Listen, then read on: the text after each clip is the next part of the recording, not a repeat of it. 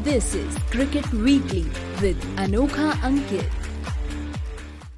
Hello hi नमस्कार, मैं हूँ अनोखा अंकित और एक और संडे और एक और क्रिकेट वीकली का एपिसोड और आप सुन रहे हैं रेडियो उड़ान, a flight of life, India's only radio station run by persons with disabilities. मुझे कहते हैं अनोखा अंकित एंड हर संडे आ जाता हूँ आप लोगों के साथ क्रिकेट की चर्चा ले करके। तो आज के शो में आपको मिलेगा क्या? आज के शो में आपको मिलेगा इंडिया वर्सेस श्रीलंका के ओडीआई सीरीज के फैक्ट्स, क्योंकि T20 के हम ऑलरेडी कवर कर चुके हैं, तो उसके लिए आपको मेहनत करनी पड़ेगी। वो क्या कहाँ मेहनत होगी वो आपको मैं शो के एंड में बताऊंगा। शो की शुरुआत करते हैं एक दुखद खबर से। यूं तो ये खबर मुझे पिछले हफ्ते दे देनी चाहिए थी, बट ऑल्दो स्किप हो गई। 1983 के लेजेंड अंशुमन गायकवाड़ अब हमारे बीच नहीं है। ब्लड कैंसर से वो जूझ रहे थे। किंग्स कॉलेज जो लंदन में है वहाँ से उनका ट्रीटमेंट हो रहा था। कपिल देव की अपील पर बीसीसीआई ने भी फंड जारी किया था, जहाँ तक मुझे याद है 1 करोड़ रुपया दिया था। एंड इसके अलावा 1983 के कई सारे मेंबर्स ने भी अपनी तरफ से भी मदद की थी, लेकिन हम उनको बचा नहीं पाए और वो ब्लड कैंसर की बीमारी से उनकी मृत्यु हो गई, उनका देहांत हो गया या स्वर्गवास हो गया। वो हमारे बीच नहीं है। बहुत ज़्यादा तो नहीं मुझे उनके बारे में पता है, लेकिन मुझे इतना ज़रूर पता है 40 टेस्ट और 15 ओडीआई उन्होंने अंतर्राष्ट्रीय क्रिकेट में इंडिया को रिप्रेजेंट किया। अपने 22 साल के पूरे करियर में उन्होंने 205 first class cricket test match खेले। एंड इसके अलावा वो भारतीय टीम के कोच भी रहे। उन्होंने उनके बात करें तो चैंपियंस ट्रॉफी जो हुई थी 2000 में, उसमें उपविजेता रहे थे उन्हीं के कोचिंग स्टिंट में।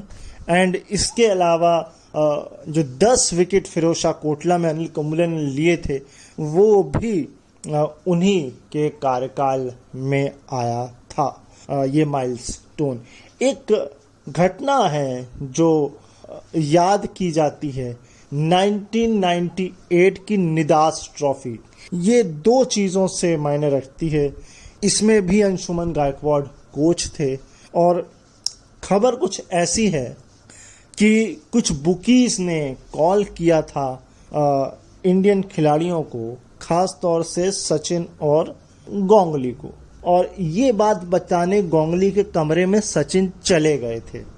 और उसके बाद हुआ ये था कि उन दोनों ने ये डिसाइड किया कि हम बुकीज को गलत साबित करेंगे। दरअसल वो चाहते थे ये मैच हार जाए इंडिया, लेकिन हुआ उसका उल्टा। 250 रन की ओपनिंग पार्टनरशिप गांगुली और सचिन ने करी, मैच भी जिताया, बुकी को जो है आईना भी दिखाया कि क्रिकेट हम जो खेलते हैं वो दिल से खेलते हैं, दिल से पसंद करते हैं। बहुत लंबे समय तक जो है वो साया था कंट्रोवर्सी का, मैच फिक्सिंग का, वो अभी भी कहीं ना कहीं है भूत उसका क्रिकेट के ऊपर। अब वो 100% ना हो, 90% ना हो, 80% ना हो, लेकिन 40 to 30% तो अभी भी है। अब वो बाहर नहीं आ पाता है, ये एक अलग बात है, या स्ट्रिक्ट एक्शन ले लिए जाते हैं, और या खिलाड़ी इतने ज़्यादा अवेयर हैं कि वो कह रहे हैं कि भैया हम ऐसे ही इतना कमा रहे हैं, एक्स्ट्रा हमें प्राइड मिलेगी, तो फिर क्या ही ज़रूरत है हमको स्पॉट फिक्सिंग और मैच फिक्सिंग में फंसने की। फिर भी कुछ लोग फंस ही जाते हैं। चलिए खैर, तो ये थी। अब थोड़ी सी रैंकिंग की बात करते हैं। आईसीसी की जो नई टेस्ट रैंकिंग और T20 रैंकिंग आई है उस पर चर्चा करते हैं। सबसे पहले T20 आईसीसी रैंकिंग का जिक्र कर लेते हैं। दरअसल 3 खिलाड़ी जो हैं वो टॉप 10 में हैं। नंबर 1 पर ट्रेविस हेड है, नंबर 2 पर खिसक गए हैं सूर्य कुमार यादव, है ना। ऑल्दो एक 50 उनके खाते में है इस सीरीज में, फिर भी नंबर 2 पर है ट्रेविस हेड, फिर ट्रेविस हेड ही है। 2 पायदान का फायदा हुआ है, यशस्वी जायसवाल को 6 से 4 पर आ गए हैं, ऋतुराज गायकवाड़, जिनको अभी रिसेंटली कप्तान भी बनाया गया है टेस्ट में रणजी महाराष्ट्र की तरफ से, वो 8वें पोजीशन पर हैं और 16 पॉइंट की छलांग लगाई, पॉइंट नहीं रैंक्स की, और 21वें स्थान पर पहुंच गए हैं शुभमन गिल। तो ये है आप लोग के लिए T20 की रैंकिंग। अब बात करते हैं टेस्ट रैंकिंग की।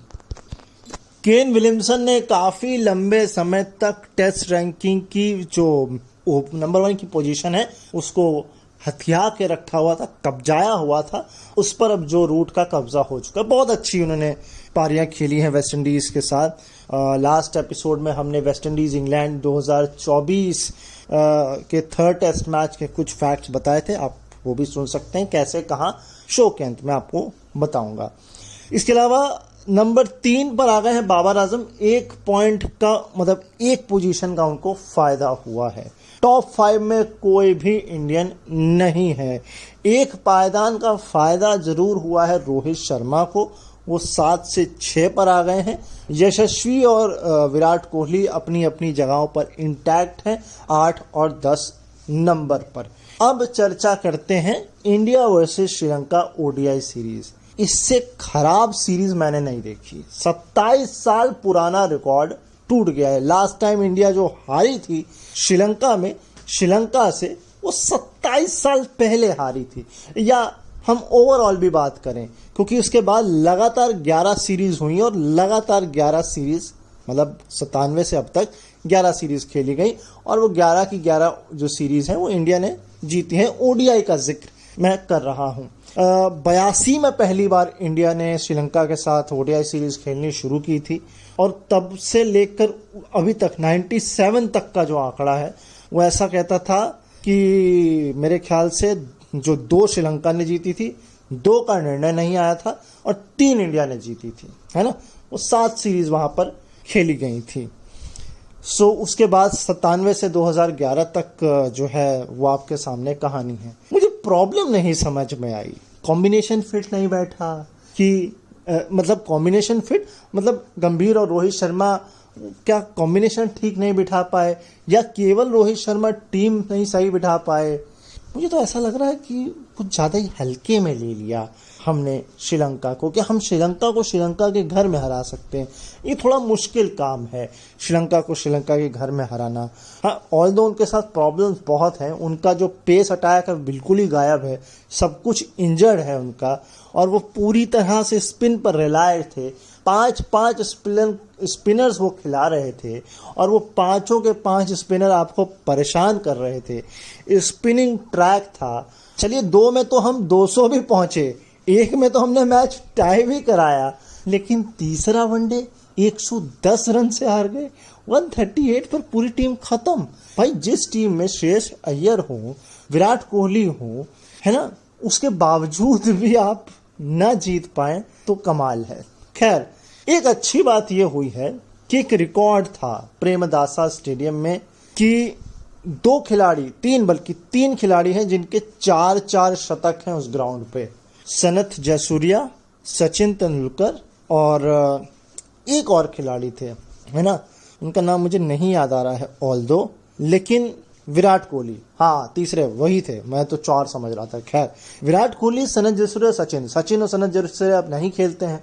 विराट कोहली के पास मौका भी था, उनको 14,000 रन भी पूरे उनके हो जाते, लेकिन न ग्राउंड पर शतक लगा, न 14,000 रन कंप्लीट हुए और ना ही बल्लेबाजी उनसे ढंग से हुई। इवन 50 भी नहीं उनसे बल्ले से निकली। अब देखिए अगला दौरा कब होता है श्रीलंका का, ये अपने आप में सवाल है। तब तक विराट कोहली खेलेंगे कि नहीं, ये भी अपने आप में एक सवाल है। तो मुझे ऐसा लगता है कि ये जो रिकॉर्ड है ये 4 का भी लंबे समय तक रहेगा। और ये उस दौर की बात हो रही है जब इतना T20 भी नहीं होता था, वनडे को वनडे की तरह खेला जाता था। खैर अभी भी वनडे को वनडे की तरह ही खेला जाता है, लेकिन वो समय स्कोर भी इतने नहीं बनते थे। आज के समय में स्कोर भी 300 प्लस भी बन सकता है, लेकिन आप देखिए इस पूरी सीरीज में 250 स्कोर बामुश्किल पहुंचा है। तो कितनी स्पिन पिच है। तीसरे वाले ओडीआई में तो कहानी ये थी कि एक समय पर एक ही विकेट था श्रीलंका का, उसके बाद वो धराशायी हो गए, वरना तो स्कोर 280-90 के आसपास होता, यह हार और बुरी हो सकती थी। खैर बच गए।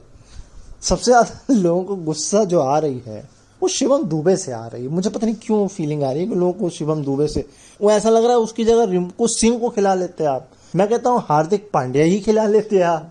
तो वो एक तो वो अपनी पोजीशन यूटिलाइज नहीं कर पा रहे हैं और दूसरा कप्तान उनको यूटिलाइज सही से कर नहीं पा रहे हैं। वो एवं ही उनको धक्के से खिलाया जा रहा है। उनको कहो भैया डोमेस्टिक क्रिकेट में आप थोड़ा बढ़िया करके आए, उसके बाद वापस अपनी जगह यहाँ पाएँ, है ना, क्योंकि उनका जो फर्स्ट क्लास भी है वो बहुत ज़्यादा नहीं है। अगर मैं ए लिस्ट की बात करूं वनडे की, है ना, वहाँ पर 1 सेंचुरी और 2 हाफ सेंचुरी 1 सेंचुरी है उनकी। वहाँ पर भी मैंने शायद लास्ट एपिसोड में आपको बताया भी था ये आंकड़ा। तो कहीं ना कहीं एक वीक पॉइंट है। दूसरा वीक पॉइंट मुझको नहीं नज़र आ रहा, क्योंकि देखिए सिराज हैं, मगर सिराज के साथ एक रिकॉर्ड है ना। वो रिकॉर्ड ये है कि पहले 10 ओवर में 24 विकेट वो ले चुके हैं। साल 23 से 24 की बात हो रही है, या साल 23 की बात करें, क्योंकि 24 में तो हम अब मैच खेला है वनडे। बस प्रॉब्लम ये है कि वो हम स्पिन ही नहीं खेल पा रहे, जबकि स्पिन ही हमारी सबसे ज़्यादा स्ट्रेंथ है और हम स्पिन ही नहीं खेल पा रहे। ये तो वही बात हो गई कि हम ऑस्ट्रेलिया में जाएं और फास्ट बॉलिंग खेलने लग जाएं, जबकि वहाँ हमको फास्ट में दिक्कत होती है। सो ये मसला मेरे समझ से थोड़ा परे है। खैर ऑल दो श्रीलंका को बधाई, अच्छा क्रिकेट आपने खेला। इसमें एक सरप्राइजिंग फैक्ट और ये है, श्रीलंका जो इतनी जल्दी बॉलिंग कराते नहीं है, कप्तान बनाए गए हैं, उन्होंने भी हाथ आजमा लिया, उन्होंने तक ने विकेट ले लिया।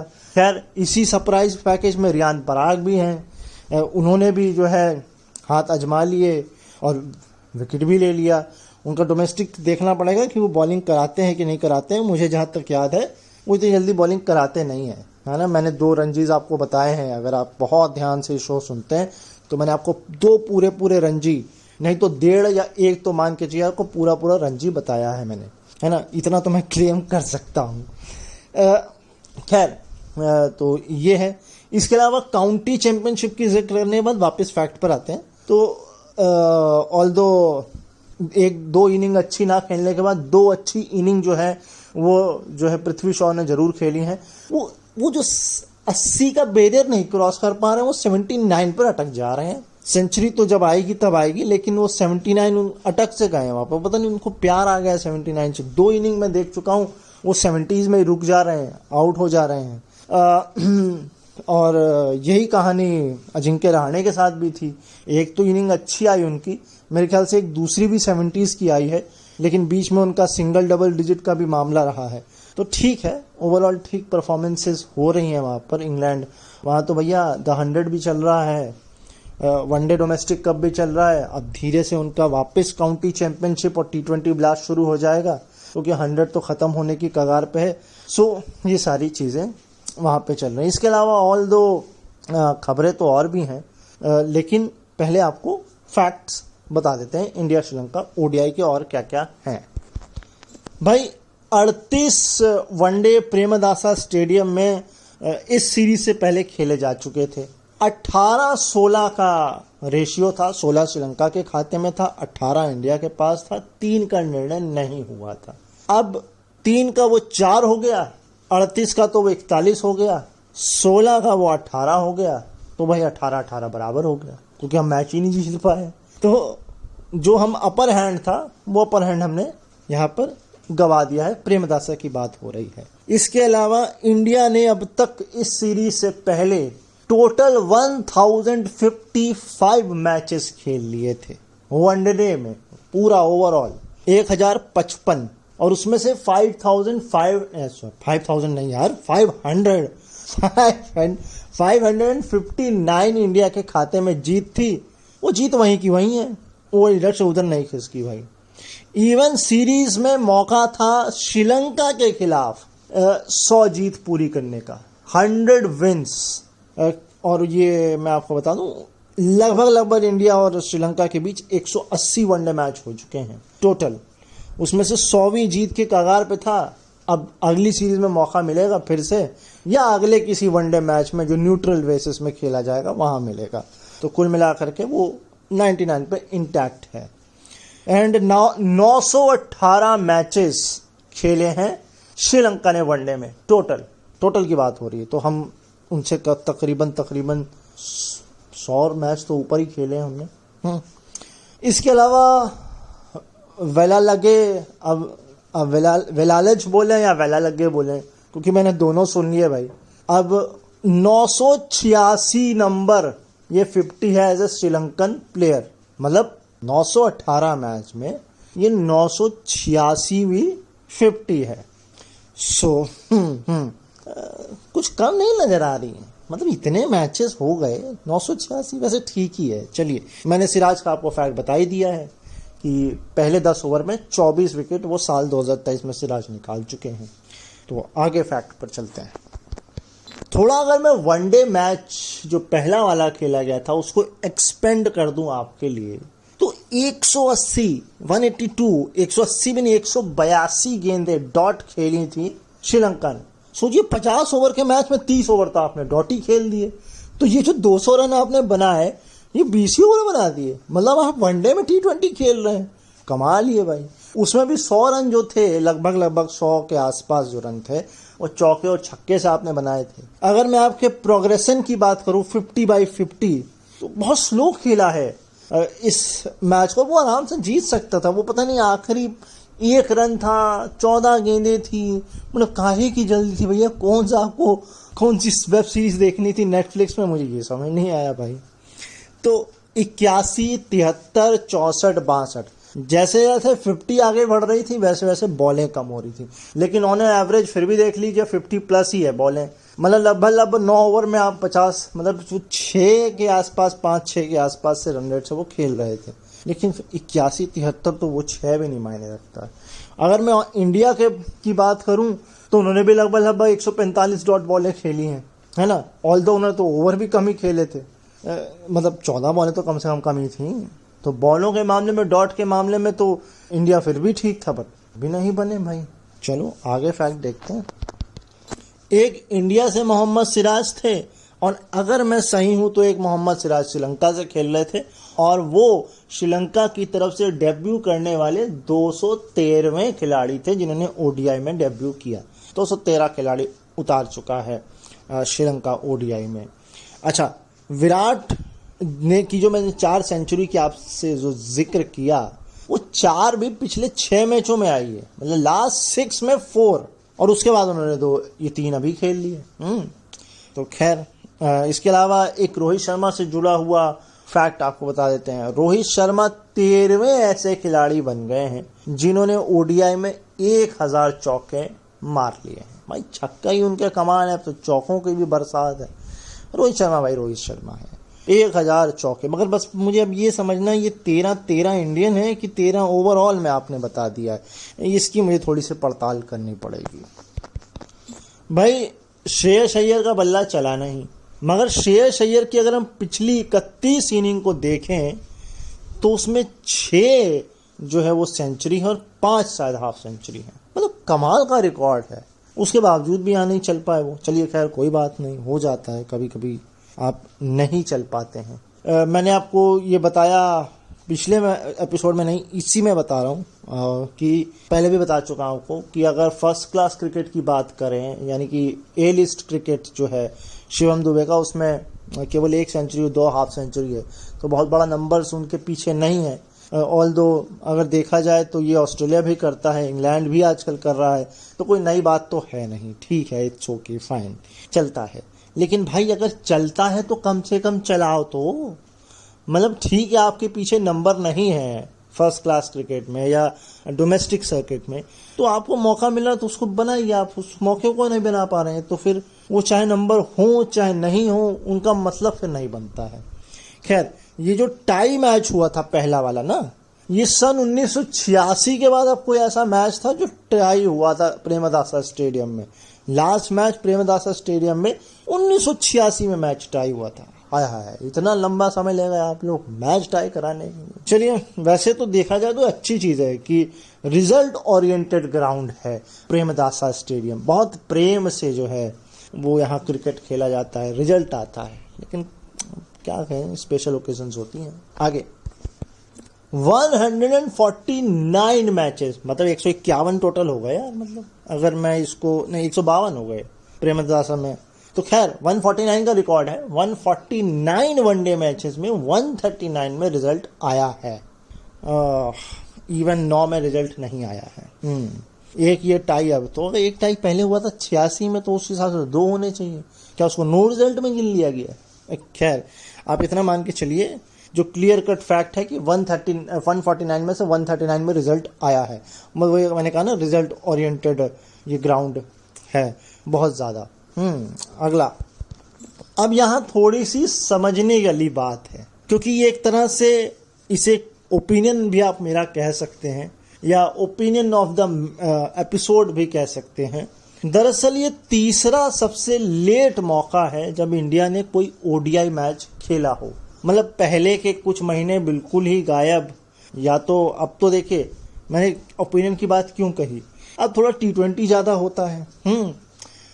इसके अलावा टेस्ट मैच भी होते हैं, क्योंकि हमने देखा मार्च में टेस्ट मैच, और एक IPL का तो विंडो हमको खाली रखना ही पड़ता है। तो ये तीसरा मौका है जब इंडिया ने मैच अपना इतनी लेट शुरू किया है। ओडीआई की बात हो रही है।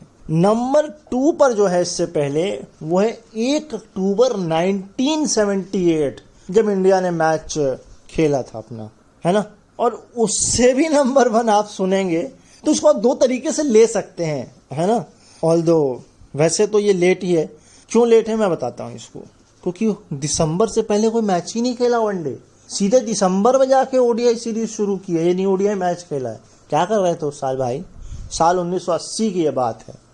मुझे याद नहीं आता कि 1980 में ऐसा कुछ डिजास्टर हुआ था। 84 याद आता है मुझे, शायद 75 भी याद आता है मुझे, लेकिन 80 में ऐसा क्या हुआ था कि हम दिसंबर में जाके मैच खेल रहे हैं? कुछ ना कुछ तो बात होगी कि हम इतना लेट जाके वनडे मैच खेल रहे हैं। हाँ, थोड़ा आलस होगा, नहीं खेलना यार, बहुत मैच खेल लिया। मगर उस जमाने में मैच इतने होते नहीं थे। बहुत से इसके रीजंस हो सकते हैं, फंडिंग, स्पॉन्सरशिप, ट्रैवल, और भी बहुत सारी चीज़ें हो सकती हैं। किसी बोर्ड की अवेलेबिलिटी ना हो, ग्राउंड अवेलेबिलिटी ना हो, है ना। बहुत सारे इसमें रीजंस आप इंक्लूड कर सकते हैं। तो कुल मिलाकर ये तीसरा मौका था जब इंडिया ने इतनी लेट कोई ओडीआई मैच खेला हो या सीरीज स्टार्ट की हो। 1978 सेकंड नंबर पर 1 अक्टूबर, और फर्स्ट नंबर पर 1980 दिसंबर में जाकर के इंडिया ने अपना पहला मैच या ओडीआई सीरीज की शुरुआत की थी। रोहित शर्मा ने एक रिकॉर्ड और तोड़ा है, और एक रिकॉर्ड वो हो सकता है बहुत जल्द और तोड़ दें, लेकिन उसकी संभावना बहुत कम है। जो तोड़ा है वो है एज ए ओपनर सबसे ज़्यादा 50+ रन बनाने का। पहले ओडीआई में बराबरी कर ली थी 120 की, मेरे ख्याल से वही है अगर मैं गलत नहीं हूँ तो, क्योंकि सेकंड मैच में 97 पर विकेट तो पहला गिरा था, मगर क्या रोहित शर्मा ने 50 मारी थी? खैर 120 मान ले लीजिए आप अभी के लिए। 120 जो है 50+ स्कोर सचिन तेंदुलकर के स्कोर की बराबरी कर ली है। मैं स्कोर अभी देख लूँगा। खैर इसके अलावा जो रिकॉर्ड जिसमें रोहित शर्मा सेकंड पोजीशन पे, वो है most run in terms of tie matches. यानी कि टाई मैचेस में भी हार नहीं है, इसमें लूज कॉजेज नहीं है, टाई कॉजेज है।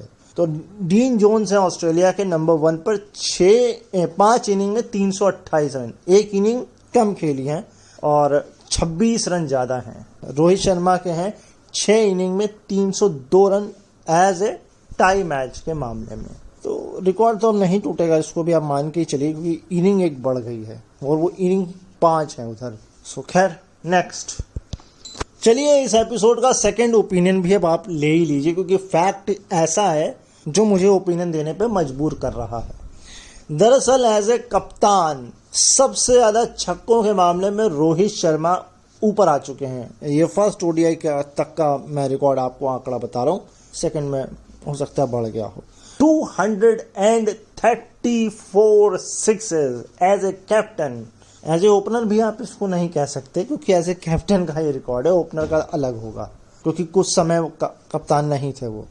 खैर नंबर 2 पर है इयान मॉर्गन 233। अब तो ऑलरेडी वो क्रिकेट ही नहीं खेलते हैं, संन्यास ले चुके हैं। नंबर 3 पर है महेंद्र सिंह धोनी। अब ओपिनियन मैंने आपको इसलिए कहा क्योंकि महेंद्र सिंह धोनी नीचे आते थे, इयान मॉर्गन भी मेरे ख्याल से ओपन इससे जल्दी नहीं करते थे, तो तो एक तो कप्तान की जिम्मेदारी होती है कि भैया अगर हम ही नहीं अच्छा खेलेंगे तो टीम कैसे अच्छा खेलेगी। ये प्रेशर होता है एक खिलाड़ी के पास एज ए कप्तान। और दूसरा जो मैंने आपको बताया कि एक तो कप्तान का प्रेशर और दूसरा प्रेशर आप ओपनिंग कर रहे हैं, आपको कप्तान की जिम्मेदारी भी निभानी है, ओपनर की। उस लिहाज से रोहित शर्मा ने कमाल किया एज ए ओपनर और एज ए कप्तान कि आपने फ्री होके खेला तो बाकियों के पास भी फ्रीडम है कि भैया आपको इतनी प्रॉब्लम नहीं है, मैंने अपने कंधों पे जिम्मेदारी उठाई है, छक्के मैं मार रहा हूँ, आप देख लीजिए। मगर इस सीरीज में तो ये नजर में नहीं आया, जबकि वो इतनी अच्छी स्टार्ट देने के बाद भी हम नहीं जीत पा रहे हैं। तो कहीं ना कहीं रोहित शर्मा का कमाल चल नहीं रहा है। बल्ला जरूर चल रहा है, कमाल नहीं चल रहा है। वो ट्रांसफर नहीं हो पा रहा है जो ट्रांसफर करना चाह रहे हैं अपने खिलाड़ियों में। खैर कोई बात नहीं, नेक्स्ट फैक्ट। तो ये तो थे इंडिया श्रीलंका से जुड़े हुए फैक्ट्स, और इसमें लगभग आपका पहला ही ओडीआई है ना। सो यहाँ पर वाणी को थोड़ा विराम देते हैं, थोड़ा गला साफ करते हैं, पानी वानी पीते हैं, ब्रेक लेते हैं। ब्रेक के बाद लौटकर आपको और खबरों और फैक्ट से रूबरू कराते हैं जो और दूसरे टूर्नामेंट्स जो चल रहे हैं, लौट कर आते हैं। This is cricket weekly with अनोखा अंकित। पैकेट हाथ धो के खोल हम सफर, नहीं तो you might suffer. Hand wash reminder by a hand ambassador Sachin Tendulkar का हाथ, सेवलॉन स्वस्थ India mission.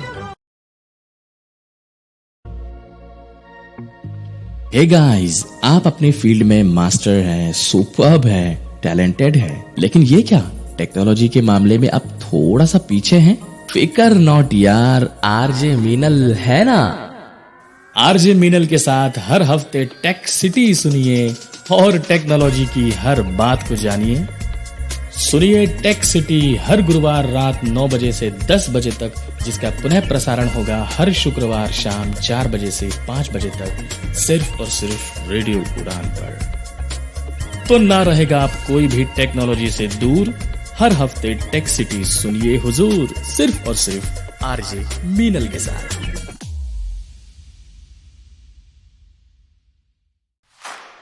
This is cricket weekly with अनोखा अंकित।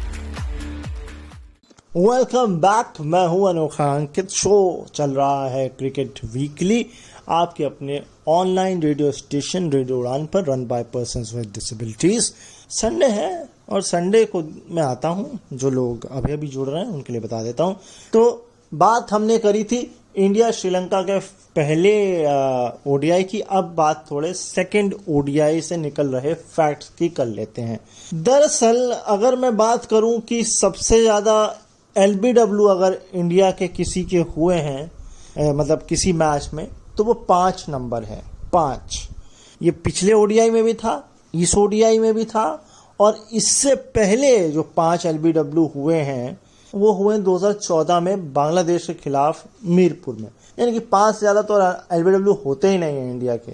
खैर, इससे भी कमाल का फैक्ट कि इंडिया ने स्पिन के खिलाफ सबसे ज्यादा विकेट कब गंवाए हैं, यानी कि सबसे ज्यादा विकेट स्पिनर्स ने कब लिए हैं।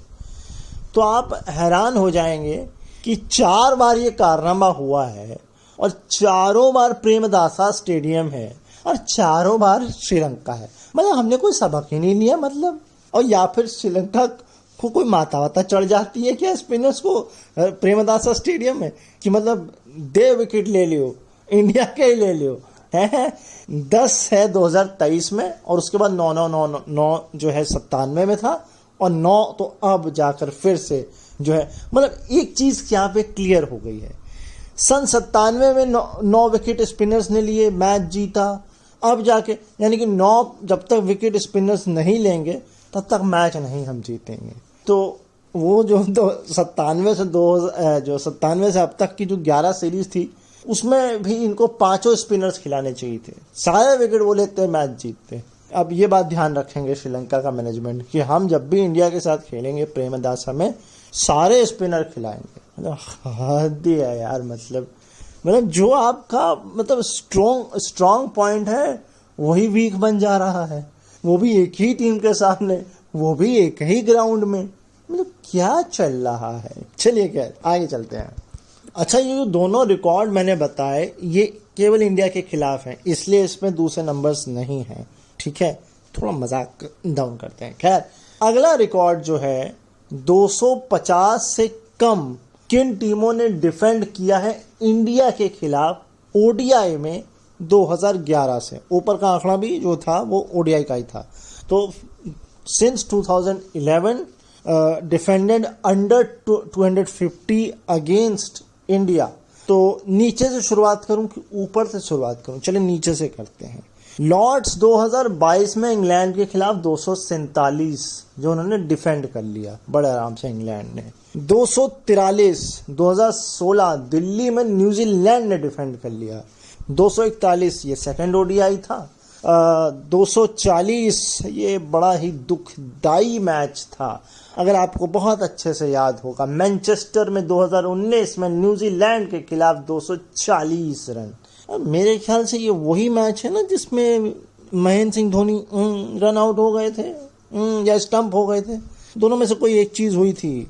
खैर, सबसे ऊपर जो है वो है 2017 में वेस्ट इंडीज के खिलाफ 190 नॉर्थ साउंड। ये सुनने में ही बिल्कुल अजीब साउंड कर रहा है कि हम 190 नहीं बना पाए वेस्ट इंडीज के खिलाफ, वो भी साल 2017। कमाल है भाई, मतलब हम बी टीम लेके चले गए थे क्या वेस्ट इंडीज? क्या वेस्ट इंडीज ने अपनी बी की भी B+ या C टीम खिला दी थी वहां पर? मतलब ये मैं थोड़ा हैरान हूँ। खैर, ज़्यादा जो है वो डिस्क्रिमिनेशन नहीं करना चाहिए और मैं बहुत ज़्यादा वो भी नहीं कहूँगा। अच्छी बात है आप मैच जीते हैं, बहुत अच्छी बात है। हम तो चाहते हैं वेस्ट इंडीज़ का क्रिकेट ऊपर उठे। खैर, आगे चलते हैं। तो जो मैंने आपको बताया था 120, तो रोहित शर्मा ने यहाँ पर भी 50 कर ली है, तो वो 120 से 121 हो गए हैं। 121 हो गए हैं मतलब सचिन तेंदुलकर का रिकॉर्ड टूट गया है, नंबर 1 पर आ गए हैं वो एज ए ओपनर इंडिया की तरफ से सबसे ज़्यादा 50+ स्कोर करने के मामले में। और सिक्सेस भी अब उनके 4 इस मैच में लगे थे, तो 234 + 238 है ना, ये हो गया है। और ये जो 11 कंसेक्यूटिव विन्स थी, सीरीज विन जिसमें मिनिमम 2 मैचेस थे, ये श्रीलंका का आंकड़ा है। लास्ट टाइम जो हारे थे दिसंबर 1997 में हारे थे श्रीलंका में। तो इसमें कोई और नहीं है कि न्यूट्रल प्लेसेस और मतलब न्यूट्रल प्लेसेस में तो क्या ही सीरीज होंगी। इंडिया का इसमें आंकड़ा नहीं है, यह आंकड़ा केवल और केवल श्रीलंका का है। भाई, दूसरे ओडीआई मैच में एक अंतिम आपको आंकड़ा बता देता हूँ। आंकड़ा क्या बता देता हूँ, मतलब स्पिन वर्सेस सीम का पूरा खेल बता देता हूँ। लंका की इनिंग में जो हुआ, स्पिनर्स ने डाले 19 तो फास्टर ने डाले थे, तो 19 ओवर डाले फास्ट बॉलर्स ने। 111 रन देकर मात्र 1 विकेट उनके खाते में आया। 5.84 का इकोनॉमी आप उनका कह सकते हैं। वहीं अगर मैं कहूँ स्पिनर की, तो 31 ओवर, मतलब लगभग दुगने से थोड़े से कम है ना, मतलब 45% है ना। 112 रन, सिर्फ 1 रन ज़्यादा दिया है और 6 विकेट निकाले हैं। इकोनॉमी जो बनती है 3.61 की, आधी हो जाती, आधी तो नहीं, वही 45। तो ये था दूसरा ओडीआई का पूरा लेखा जोखा। तीसरे में देखते हैं हमें क्या प्राप्त होता है। तो भाई, तीसरे ओडीआई में सबसे पहला फैक्ट ये है कि as a bilateral maximum 3 matches के हिसाब से 27 विकेट इंडिया ने गंवाए हैं। 27 विकेट, ये तो कमाल है। मतलब 27 विकेट आपने मैक्स टू मैक्स 3 मैच हो, ओडीआई सीरीज हो बायलैटरल, उसमें विकेट लिए हैं। अच्छा, मैंने अभी आपको थोड़ी देर पहले जस्ट बताया था कि 4 मैचेस थे जिसमें इंडिया ने विकेट अपने गंवाए थे, है ना। लेकिन वो 4 इंस्टेंस बढ़ के हो गए हैं 5, यानी 5 इंस्टेंस, और 5 के 5 प्रेमदासा स्टेडियम और 5 के 5 श्रीलंका के खिलाफ। और ये जो 5वां इंसिडेंट है, ये तीसरा ओडीआई, इसमें भी 9 विकेट स्पिन ने ही लिए हैं। अच्छा, पहले ऐसे बॉलर बन गए हैं वेलालेज जिन्होंने 5 विकेट एक से ज्यादा बार इंडिया के खिलाफ लिए हैं। यही ग्राउंड था, साल पिछला था 2023, जब 40 रन देकर के 5 विकेट निकाले थे, और अब 27 रन देकर के 5 विकेट निकाले हैं वेलालेज ने। अच्छा, इस मैच में तो कहानी यह है कि हम आधे ही ओवर खेले, 26 ओवर, मतलब आधे से बस 1 इंच तो ऊपर गए, 26.1 बॉल शायद खेली हमने। अरे भैया, पूरे ओवर तो खेले, कौन सी जल्दी थी भाई, है? मतलब कोई गोल्ड मेडल मैच आ रहा था क्या उस वक्त, उस दिन? मुझे याद नहीं है यार। खैर, इसके अलावा अगर मैं आपसे बात करूं विराट कोहली की एवरेज की, तो इस सीरीज में उनका एवरेज रहा है 19.33 और ये उनका सबसे लोएस्ट है श्रीलंका के खिलाफ, जो उन्होंने 7 बायलैटरल सीरीज खेली हैं, या 7 सीरीज जो उन्होंने खेली हैं श्रीलंका के खिलाफ। इससे पिछला जो इंस्टेंस था इन्हीं के खिलाफ, वो था उनकी डेब्यू सीरीज जब उन्होंने 2008 में खेली थी, जब 31.80 की एवरेज रही थी, और ये बिलो 60 की बात हो रही है, बिलो 60, यानी एटलीस्ट 60 तो वो बनाते ही थे। खैर, छक्कों के मामले में सबसे ऊपर जो छक्के हैं वो है शाहिद अफरीदी के 351। आए मुझे जब भी शाहिद अफरीदी याद आते हैं, एक तो उनके लंबे बाल याद आ जाते हैं, और दूसरा उनकी कानपुर में जो खेली गई इनिंग थी, कमाल ही थी। 331 के साथ अब ऊपर आ चुके हैं रोहित शर्मा, और उन्होंने क्रिस गेल के छक्कों की बराबरी किया। अब बराबर तो हो गए, हम आगे भी हो जाएंगे। एंड 290 के आसपास जो है, 270 है शायद, हाँ, सनत जयसूर्या 270-290 के आसपास, 270 है शायद, मैं भी कंफर्म कर देता हूँ। इसके नीचे है महेंद्र सिंह धोनी 228, और 220 बता रहा है इयान मॉर्गन। एक जगह बता रहा है 233 और एक जगह बता रहा है 220। तो ये क्या मतलब, ये तो या तो कम होने चाहिए और या ज़्यादा होने चाहिए। ज़्यादा तो नहीं हो सकते, क्योंकि आते के साथ तो कप्तानी नहीं मिल जाएगी, तो ये ज़्यादा होने चाहिए, ये कम कैसे हैं? ये फैक्ट थोड़ा सा मिसलीडिंग है, हल्का सा इधर उधर है। और या फिर हो सकता है एज ए कप्तान जो वो 234 बता रहे हैं, उसमें T20 भी इंक्लूडेड हो। लेकिन अगर T20 भी इंक्लूडेड है तो फिर नंबर ये ज़्यादा हो सकता, तो भी ज़्यादा होने चाहिए, है ना? तो इयान मॉर्गन को छोड़ देते हैं। बाकी आप धोनी 228, 270 सनत जयसूर्या, 331 गेल एंड रोहित शर्मा, 351 शाहिद अफरीदी, ये ले लीजिए आप। चलिए, ओपिनियन ऑफ द एपिसोड की एक बार फिर से बारी है, क्योंकि जो मैंने बात आपको शुरुआत में कही थी उसको थोड़ा सा आंकड़ों से समझने की कोशिश करते हैं। इस वाले मैच में फास्ट बॉलर से सिर्फ 13 ओवर इंडिया ने फिकवाए। इकॉनमी जो उन्होंने दी 6.69 की थी, 87 रन दिए और 1 विकेट निकाला। तो कहीं ना कहीं पिछले मैच में भी 1 ही विकेट निकाला था, इसमें भी 1 ही विकेट निकाला। या तो कॉशियस होकर श्रीलंका खेल रही है, या मदद नहीं मिल रही है, और या फिर इंडियन बॉलर कमाल कर ही नहीं कर पा रहे हैं, फास्ट बॉलर। अब ये तो कमाल नहीं कर पा रहे, ये कहना मुश्किल है, क्योंकि इसका पता मुझे ऐसा लगता है ऑस्ट्रेलिया जाके लगेगा, है ना? ऑल्दो वो टेस्ट सीरीज होगी, लेकिन वो जाके पता चलेगा।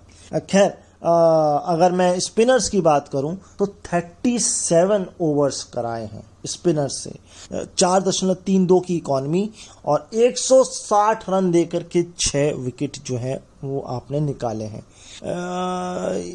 ठीक है, मतलब 5 से कम का ही है इकॉनमी अगर देखा जाए। एक स्टैट है अब आपके लिए कि इंडिया ने सबसे ज्यादा स्पिनर्स से कब ओवर फिकवाए हैं। वनडे की कहानी है ये, मैं आपको बता रहा हूं। तो भाई ये स्टैट में मैं नीचे से शुरू कर रहा हूं। बराबरी करी है 37, क्योंकि इससे पहले जो सबसे कम स्पिनर्स से ओवर जो कराए थे वो 37 ही थे। ये वाले मैच में 37 हो गया। इससे पहले जो 37 का इंसिडेंट है वो कोची है 2000 साउथ अफ्रीका के खिलाफ। फिर 39 ओवर आपने फेंके हैं ग्वालियर 1998 में कीनिया के खिलाफ। यार, कीनिया इंडिया खेलने आई थी क्या? अच्छा, ग्वालियर में तो मैच ही नहीं कराते आप। ग्राउंड का क्या हुआ? अच्छा, कीनिया का खुद का ये था पता नहीं है ना? ऑल्दो उन्होंने बहुत अच्छा क्रिकेट खेला है, इतना अच्छा भी नहीं खेला लेकिन खेला है। लेकिन अब तो वो क्रिकेट के ग्लोब से ही गायब हो गई है। वापस हम चाहेंगे कि केन्या उभरे, मगर वो देखना पड़ेगा कि वहाँ डेवलपमेंट क्या हो रहा है, ग्रास रूट लेवल पर कितना काम हो रहा है। क्योंकि अगर देखा जाए तो काफ़ी नई टीमें आई हैं, लेकिन कई नई टीमों के चक्कर में पुरानियों का बेड़ा गर्क हो जाता है। खैर, सबसे ऊपर जो है वो है इंदौर 2011 वेस्ट इंडीज के खिलाफ 41.2 ओवर। अब भैया, मतलब ये वेस्ट इंडीज से कहाँ आ जाती है हर जगह। 2000 के बाद से तो उनका डिक्लाइन है। चलिए 2000 भी नहीं, अगर मैं कहूँ 2007 के बाद से डिक्लाइन है। तो ये वेस्ट इंडीज आ कहाँ से जाती है? यहाँ भी आ खड़ा वेस्ट इंडीज। अब या तो वो स्पिनर ही नहीं खेल पाते हैं, या हमारे पास फास्ट बॉलर नहीं थे, या इंदौर की पिच, जहाँ तक मुझे याद है इंदौर की पिच इतनी भी स्पिन फ्रेंडली नहीं है, और वो भी ओडीआई में। तो खैर कुल मिलाकर ये आपके लिए स्टैट थे ओडीआई सीरीज से, तीसरी ओडीआई सीरीज से। अब आपको कुछ और खबरों की तरफ लेकर चलते हैं। थोड़ा सा एक फैक्ट आप लोगों के लिए, द 100 का मैं आपको लेके आया हूँ।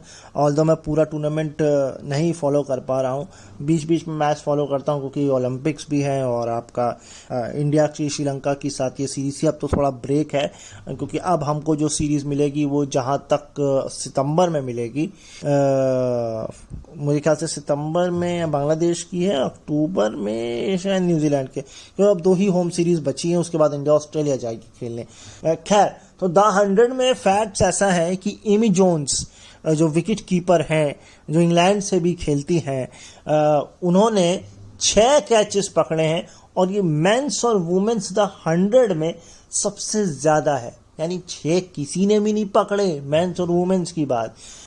अब सदर्न ब्रेव्स की अगर मैं बात करूं, जिनके साथ ये मैच हो रहा था, स्मृति मंदाना पहुंच गई हैं वहां, उन्होंने मैच भी खेला, ज्यादा रन ऑल्दो नहीं बने, 15 कुछ रन बनाए उन्होंने पहले मैच में अपने।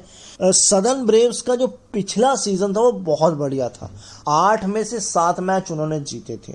मगर इस बार पता नहीं क्या हो गया, कौन सी भांग खा ली उन्होंने, 4 मैच खेले, चारों के चारों हार गए वो। ये जैसे पिछली बार का अगर मैं बात करूं आपकी फिनिक्स की, तो उनका कोई वही हाल था, ये इस बार सदर्न ब्रेव्स का ये हाल लग रहा है। खैर, लौट कर आते हैं थोड़ा विदेशी से अपने देश पर। इंडिया वर्सेस श्रीलंका से फैक्ट्स और हैं, या यूं कहें इंडिया से फैक्ट्स और हैं। तो रोहित शर्मा चौथे खिलाड़ी बन गए हैं इंडिया की तरफ से ओडीआई में हाईएस्ट रन के मामले में, चौथे हो गए हैं। अगर मैं बात करूं, सचिन तेंदुलकर अभी भी हैं 18,426। इसके अलावा विराट कोहली का भी स्टैट था इसमें, यार कहाँ चला गया वो, खैर कोई बात नहीं। राहुल द्रविड़ 17,000 नहीं यार, मुझे ये कंफर्म करने दीजिए कि 17,000 ही हैं क्या राहुल द्रविड़ के, मैं इसको कंफर्म करता हूँ। तो इस लिस्ट में नंबर 1 सचिन है, जैसा मैंने बताया 18,426 रन। दूसरे पे विराट कोहली हैं, इनका नंबर आप खोज लीजिए भाई। तीसरा नंबर आता है अब राहुल द्रविड़ का 10,786, और चौथा नंबर आता है रोहित शर्मा का 10,831। वैसे अब ये तीसरा चौथा जो है ये रिप्लेस हो गया है, तीसरा हो गया है रोहित शर्मा, चौथा हो गया है राहुल द्रविड़। अच्छा, इसके अलावा मैं आपको बता ही चुका हूँ 97 के बाद अब लास्ट सीरीज जो है इंडिया ने श्रीलंका में जीती, हारी थी। एंड 6 से ज्यादा इंडिया के खिलाफ विकेट लेने के मामले में वंडर से जिनको डेब्यू कराया इस मैच में, ऑल्दो मेरे ख्याल से 34 साल के हैं वो जिनको डेब्यू कराया है इंडिया के खिलाफ, उन्होंने 5 विकेट लिए हैं और वो 5वें बॉलर, मतलब 6 विकेट लिए हैं और 6 या 6 से ज्यादा विकेट लेने वाले 5वें बॉलर हैं। अजंता मेंडिस कौन भूल सकता है, एंजेलो मैथ्यूज मैं सरप्राइज हूँ, अखिला धनंजय मैं सरप्राइज हूँ। तो 4 हो गए, 5वें द ग्रेट लेजेंड मथैया मुरलीधरन। लेकिन मैं सोच रहा हूँ ये कि इसमें चमिंडावास का नाम क्यों नहीं है, क्या चमिंडावास ने कभी 6 या 6 से ज्यादा विकेट नहीं निकाले?